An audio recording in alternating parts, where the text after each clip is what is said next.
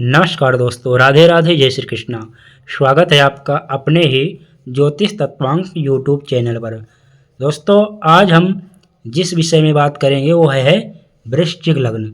वृश्चिक लग्न के अंतर्गत कौन कौन से ग्रह योग कारक होते हैं, कौन से ग्रह अशुभ होते हैं, वृश्चिक लग्न में कौन कौन से योग हमको देखने को मिल सकते हैं, वृश्चिक लग्न के जातकों का स्वभाव कैसा होता है, यदि कोई आपकी कुंडली में योग नहीं बन पा रहा या फिर आपकी कुंडली में योग है फिर भी आपको शुभ फल नहीं दे रहा है, किसी भी प्रकार से वह ग्रह निर्बल है, क्षीण है, वह फल देने में सामर्थ्य नहीं है, तो हम कैसे उस ग्रह को बलवान करें जो हमको शुभ फल दे सके, इस बारे में आज हम जानेंगे। तो दोस्तों, सबसे पहले वृश्चिक लग्न, यदि आपके यहाँ 8 लिखा है तो यह आपकी वृश्चिक लग्न हुई। लग्न मतलब यहाँ जो राशि लिखी हो वो आपके लग्न होती है। यहाँ पर ग्रह कौन सा बैठा है इसको नहीं देखना, यहाँ सिर्फ राशि देखनी है। तो यहाँ पर 8 है तो 8 का मतलब वृश्चिक, और इसके स्वामी मंगल होते हैं। तो इन जातकों का जो स्वभाव होता है ये अधिकांश बचपन में रोगी रहते हैं। ये जातक चतुर प्रवृत्ति के होते हैं, यह एक आकर्षक युक्त होते हैं। वृश्चिक लग्न के जातकों का स्वभाव, इन लोगों के जीवन में उतार चढ़ाव जरूर आता रहता है। इन लोगों में नॉर्मल आदमी से ज़्यादा ऊर्जा होती है और इनका स्थिर स्वभाव होता है। ये जिद्दी होते हैं, किसी भी काम को जिद कर ले उसे पूरा करके ही रहते हैं। और इनको गुस्सा भी बहुत आता है, पर इनका गुस्सा जो होता है वो ठंडा भी बहुत जल्दी हो जाता है। अगर ये जल से रिलेटेड काम करते हैं तो इनको बहुत ही जल्दी सफलता मिलती है। ये लोग धनी एवं प्रिय होते हैं। प्रेम प्रसंग के मामलों में ये अभागी होते हैं। माता से इनको ज़्यादा प्रेम मिलता है। अपने बल पराक्रम से ये लोग लक्ष्मी प्राप्त करते हैं। जैसा वातावरण होता है वैसे ये अपने आप को बना लेते हैं। बिना परीक्षा लिए ये लोग किसी पर भी विश्वास नहीं करते। अपना काम बनाने के लिए ये शत्रु को भी मित्रता बना लेते हैं। शत्रु भी होगा उससे भी ये मित्रता बना लेते हैं और अपना काम निकाल लेते हैं। इनके जो रिश्तेदार होते हैं वो इनको विशेष रूप से धोखा देते हैं। ये लोग राजनीति में भी बहुत ही अच्छा सफल होते हैं।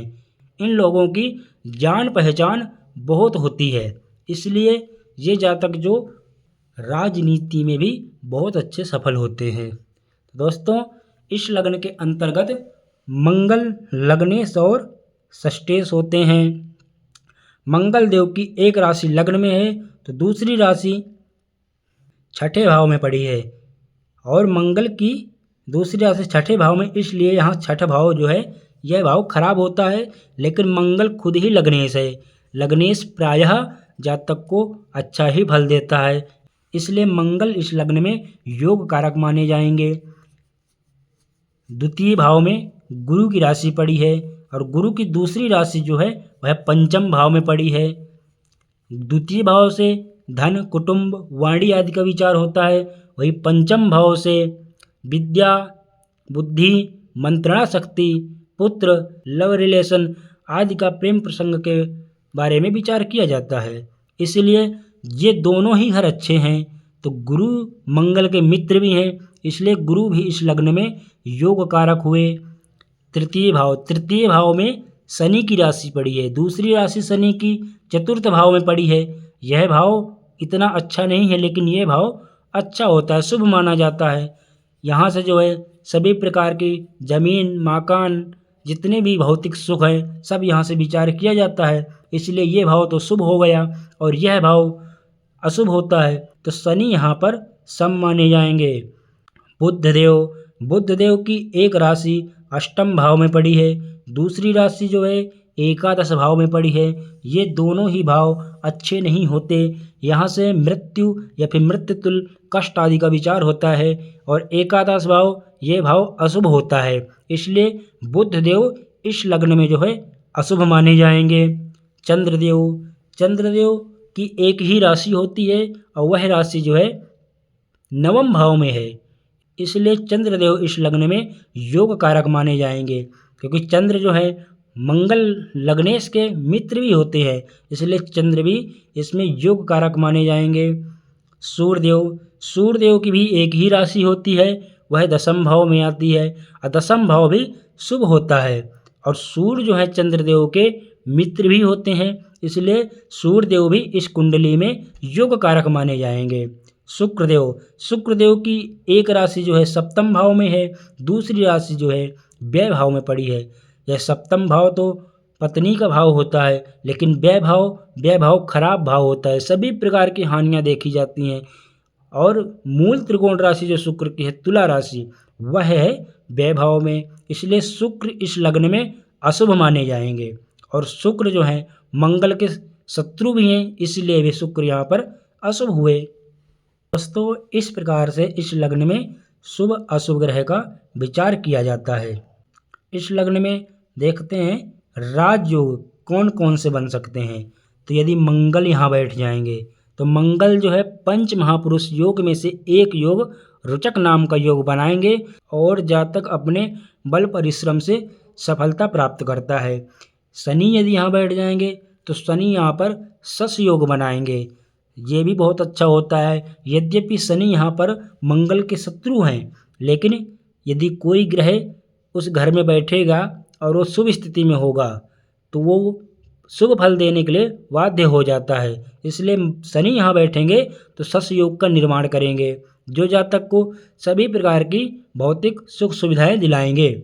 यहाँ पर यदि शुक्र होंगे तो शुक्र यहाँ पर मालव्य योग बनाएंगे।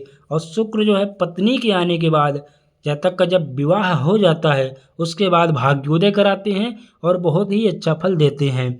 यहाँ पर यदि चंद्र और मंगल बैठ जाएंगे तो यहाँ पर चंद्र मंगल बैठने से चंद्र मंगला योग बन जाएगा, जिससे जातक को सभी प्रकार की सुख सुविधाएं, ये मान लीजिए आपके हर प्रकार के यहाँ पर जातक के लिए शुभ ही माना जाएगा। इसलिए यहाँ पर चंद्र मंगल होने से चंद्र मंगला योग बनेगा। तो दोस्तों इस प्रकार से इस कुंडली में कुछ योग देखे जा सकते हैं। यदि कोई ग्रह योग है, जैसे मान लो मंगल यहाँ बैठा है, शनि यहाँ बैठा है, लेकिन हमको अच्छा फल नहीं दे रहे, तो हम क्या करें, उनके उपाय कैसे करें कि हमको अच्छा फल दें। क्योंकि अंश कम हो सकते हैं, अस्त हो सकते हैं, निर्बल हो सकते हैं, शत्रुदृष्ट हो सकते हैं, क्रूरक्रांत हो सकते हैं, अनेक प्रकार से पीड़ित हो सकते हैं। तो उनके लिए हमको क्या करना है कि हमको सबसे पहले लग्नेश और पंचमेश और भाग्येश, यदि लग्नेश मतलब खुद को बलवान कीजिए, लग्नेश को बलवान करने के लिए मंगल होते हैं लग्नेश, और मंगल को बलवान करने के लिए आप मूंगा पहन सकते हैं, हनुमान चालीसा का पाठ कर सकते हैं, बंदरों को गुड़ चना आदि मंगलवार को खिला सकते हैं, या फिर आप बीज मंत्र का मंगल के जाप कर सकते हैं। ओम क्राम क्रीम क्रोम सह भौमाय नमः, इस मंत्र का आप प्रतिदिन 108 बार जाप कीजिए, जिससे आपको 3-4 महीने में ही बहुत अच्छा रिजल्ट देखने को मिलेगा। पंचमेश आपके इष्ट देव होते हैं। इष्ट देव मतलब आपके पंचमेश हुए गुरुदेव, क्योंकि यह गुरु की राशि है। इसलिए गुरु को बलवान करने के लिए आप अपने से बड़ों का आदर कीजिए और गुरु के मंत्र का जाप भी कर सकते हो। ओम ग्राम ग्रीम ग्रोम सह गुरुवे नमः, और आप पुखराज भी पहन सकते हैं। इस प्रकार से गुरु को बलवान कर सकते हैं आप, जो फिर गुरु बहुत ही अच्छा फल देंगे। कोई ग्रह अशुभ भी होता होगा तो वह जो है ज़्यादा आपको अशुभ फल नहीं दे पाएगा यदि इन ग्रहों को बलवान कर लिया जाए। भाग्येश आपके चंद्रदेव होते हैं। यदि चंद्रदेव को आपने बलवान कर लिया तो आपका भाग्य बलवान हो जाएगा, और यदि आपका भाग्य बलवान हो गया तो आपको हर कदम पर सफलता ही मिलेगी। तो यह भाग्य को बलवान करने के लिए आप मोती पहन सकते हैं, या फिर आप चंद्रदेव के बीज मंत्रों का ओम सोम सोमाय नमः इस मंत्र का जाप कर सकते हैं, या फिर आप सोमवार के दिन भगवान शिव का दूध से अभिषेक कर सकते हैं, जिससे आपका भाग्य बलवान हो जाएगा। और भाग्य यदि बलवान हो गया तो भाग्यम फलति सर्वत्र न च विद्या न च पौरुषम, फिर आपको बहुत ही अच्छा शुभ फल मिलेगा। तो दोस्तों इस प्रकार से आप इन ग्रहों को बलवान कर सकते हैं। हाँ, रत्न आप उन्हीं ग्रहों का पहनेंगे जो ग्रह 6, 8 और 12 में नहीं बैठे हों। तो दोस्तों इस प्रकार से आप इन ग्रहों को बलवान कर सकते हैं। जैसे किसी का कुछ पहन लिए, किसी की पूजा पाठ कर लिए, किसी का उपाय कर लिए। इस प्रकार से आप कोई ना कोई एक चीज़ कर लेंगे तो आपको बहुत ही शुभ फल मिलेगा। इसलिए इनको बलवान कर सकते हैं। और आपकी कुंडली में ये ग्रह शुभ होते हैं, ये सम होते हैं और ये मारक अशुभ होते हैं। इस प्रकार से वृश्चिक लग्न के जातक के कुंडली में योग भी देखे जा सकते हैं और आप उपाय करके उस कुंडली को अच्छी बना सकते हैं। शुभ रंग आपके लिए रहेगा केसरिया और लाल और पीला और सफ़ेद रहेगा। आपके लिए शुभ दिन रहेंगे मंगलवार, गुरुवार और सोमवार। यदि आप इन दिन कोई कार्य करेंगे तो आपको शुभ फल मिलेगा। और यदि आप इन रंगों को केसरिया, लाल और पीला और सफ़ेद इन रंगों के कपड़ा यूज करेंगे, कपड़ा पहनेंगे, तो भी इसका प्रभाव कुंडली पर पड़ेगा और आपके ग्रह बलवान होंगे। इससे भी आपके लिए बहुत ही अच्छा शुभ फल मिलेगा। दोस्तों, इस प्रकार से वृश्चिक लग्न के बारे में आज हमने विचार किया। मिलते हैं अगली लग्न धनु लग्न को लेकर के। वीडियो पसंद आई हो तो चैनल को सब्सक्राइब करें, लाइक करें, अपने मित्रों को शेयर करें, जिससे वृश्चिक लग्न के जातक ज़्यादा से ज़्यादा इसका लाभ उठा सकें। धन्यवाद।